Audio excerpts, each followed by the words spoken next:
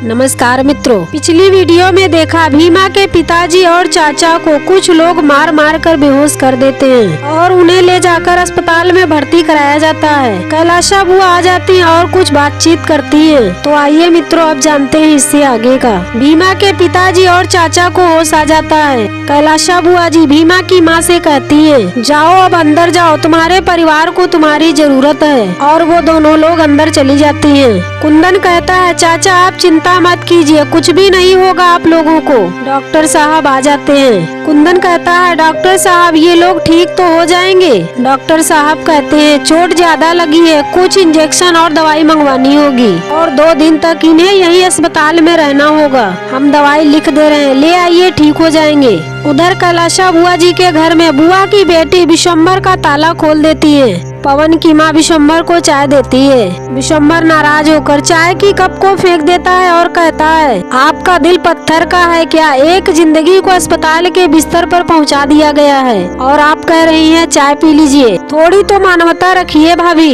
पवन की माँ कहती है, ज्यादा नाराज मत होइए हमसे, अम्मा वहाँ अस्पताल गई हैं और आप वहाँ जाने को कह रहे हैं। नहीं जाना है वहाँ आपको। और जिस मानवता की बात कर रहे हैं, तो मानवता को रोज सुबह चाय में घोलकर पीते हैं हम, तब जाकर हम इस गांव के राजा हैं। आपकी तरह नहीं कि दिन रात मानवता मानवता की रट लगा कर रखते हैं और हैसियत इतनी है कि खुद की माँ बांध कर रखी थी। विशंबर कहता है, भाभी हैसियत से फर्क नहीं पड़ता है, फर्क पड़ता है हिम्मत से, और हिम्मत है भाभी हमारे में गलत को गलत कहने की, उसका विरोध करने की, इसीलिए अस्पताल जाएंगे। भैया और माँ मिलकर उन्हें जो तमाशा बनाना है बनाए, हम अस्पताल जाएंगे। विशंबर की भाभी मीरा रोकती है, मत जाइए, उनके सामने जाकर आप सबकी मुश्किलें और बढ़ाएंगे। कैलाशा बुआ की बेटी पिंकी कहती है, हाँ, सही कहा भाभी आपने, इसीलिए आप यहाँ आराम से बैठिए और भूल जाइए कि आप उनकी मदद भी कर सकते हैं, क्योंकि अम्मा और भैया को जो करना होगा वो तो करेंगे ही। उधर हॉस्पिटल में भीमा की माँ और भीमा डॉक्टर साहब के कमरे में चली जाती है दवाई लिखवाने के लिए। डॉक्टर साहब उन्हें बाहर निकालते हैं, बाहर जाओ, और वो दोनों बाहर आ जाती हैं। डॉक्टर साहब नाराज होकर कहते हैं, शर्म नहीं आती है तुम लोगों को? छोटी बिरादरी के होकर भी अंदर घुस गए, चोट पति को लगी है और दिमाग पत्नी का काम नहीं कर रहा है। भीमा की माँ कहती है, माफ कर दीजिए डॉक्टर साहब, वो परेशानी में हमको समझ में नहीं आया और हम अंदर चले आए। डॉक्टर साहब कहते हैं, परेशानी में तो हम हैं, तुम्हारी वजह से सीधे अंदर घुस गए और हमारे कमरे को भ्रष्ट कर दिया। भीमा कहती है, अच्छा आप तो डॉक्टर साहब बाबूजी और चाचा की दवाई लिख दीजिए। डॉक्टर साहब कहते हैं, जो तुमने हमारे कमरे में घुसकर उसे अपवित्र किया है, तो अब हम पहले इसका शुद्धिकरण करेंगे और फिर बाद में दवाई लिखेंगे। भीमा कहती है, आप ऐसा क्यों कह रहे हैं? ये तो आपकी जास्ती हुई, वहाँ हमारे बाबूजी और चाचा दर्द से परेशान है और आप यहाँ शुद्धिकरण में लगे हैं। डॉक्टर साहब कहते हैं, अच्छा ये तुझे ये शुद्धिकरण जास्ती लगी है, नहीं लिखेंगे दवाई की पर्ची, जाओ यहाँ से। भीमा की माँ कहती है, नहीं डॉक्टर साहब ऐसा मत कीजिए, माफ कर दीजिए, वो बच्ची है। और भीमा से कहती है, जा भीमा यहाँ से। भीमा कहती है, क्यों माँ, हम क्यों जाएं यहाँ से? हम कहाँ गलत हुए? गलत तो ये डॉक्टर साहब हैं, वहाँ बाबूजी और चाचा दर्द से परेशान हैं और इनका कर्तव्य है उनका दर्द कम करना। भीमा की माँ कहती है, तू चुप कर भीमा और यहाँ से चली जा। भीमा चली जाती है। भीमा की माँ डॉक्टर साहब से कहती है, डॉक्टर साहब बिटिया को भेज दिया है, अब तो दवाई लिख दीजिए। डॉक्टर साहब कहते हैं, ठीक है रुको वहीं पर अभी लिखते हैं। कैलाशा बुआ जी भीमा से कहती हैं, मान्यताओं को मानना इसीलिए जरूरी होता है, खासकर तुम जैसी छोटी बिरादरी वालों के लिए, और मान्यताओं को मानती तो हमारे साथ ऐसा झगड़ा थोड़ी होता, और नहीं मानी मान्यता तो डॉक्टर साहब दवाई लिखने के बजाय शुद्धिकरण कर रहे हैं। तुम हमारी मान्यताओं से अलग नहीं हुई होती तो तुम्हारे बाप चाचा नाच गाने से अलग नहीं हुए होते और वह अस्पताल तक नहीं पहुंचते।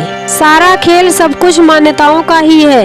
अगर तुम हमारी मान्यताओं को अपनाकर ननकू की तरह चुपचाप जीती रहती तो दुख दर्द कम होता, मगर नहीं तो तुम्हें अपने विरोधी तेवर दिखाकर मजा आता है। अगर तुम ऐसे ही विरोधी तेवर दिखाते रहोगी तो तुम्हें और तुम्हारे अपनों को ऐसे ही दुख दर्द सहना पड़ेगा हमेशा। बाबा साहब जी ये सब देखते हैं और भीमा सोचती है। कलिका सिंह कहता है, भीमा कौन सी सोच में पड़ गई तुम? अम्मा जो कह रही है वो समझ समझ में आता है कि अभी भी विरोधी तेवर दिखाने हैं। भीमा कहती है, बाबू साहब हम सिर्फ गलत का विरोध करते हैं, जिस विरोध का आप लोग हमारा विरोधी तेवर समझ रहे हैं। एक बात याद दिलाना चाहते हैं हम आपको, थोड़े दिन पहले कैलाशा बुआ जी बहुत बीमार हुई थी, तब आप इन्हें ठीक कराने के लिए आपने अपनी पूरी ताकत लगा दी थी। बिल्कुल वैसे ही हम अपने बाबूजी और चाचा जी को ठीक कराने के लिए हम भी अपनी पूरी ताकत लगा देंगे। वादा करते हैं हम आपसे कि हम अपने बाबूजी और चाचा जी को कुछ नहीं होने देंगे। और अपनी माँ के पास जाकर कहती है, माँ हम आपका बाहर इंतजार कर रहे हैं।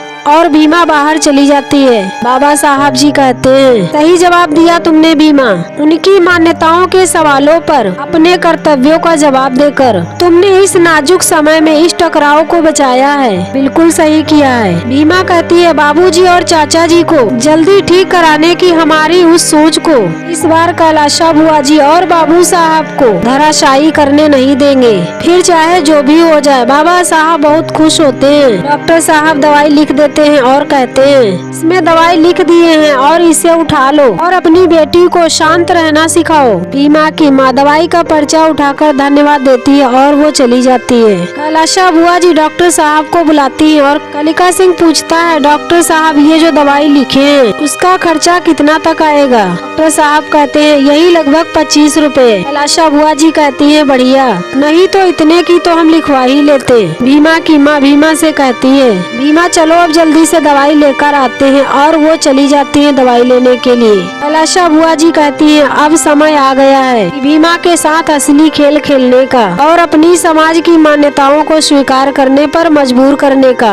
और इसी के बाद एपिसोड नंबर 78 समाप्त हो जाता है। तो मित्रों ये कहानी आप लोगों को कैसी लगी कमेंट कीजिएगा और हमारे चैनल को लाइक और सब्सक्राइब कीजिएगा। जय भीम, जय भारत, जय संविधान।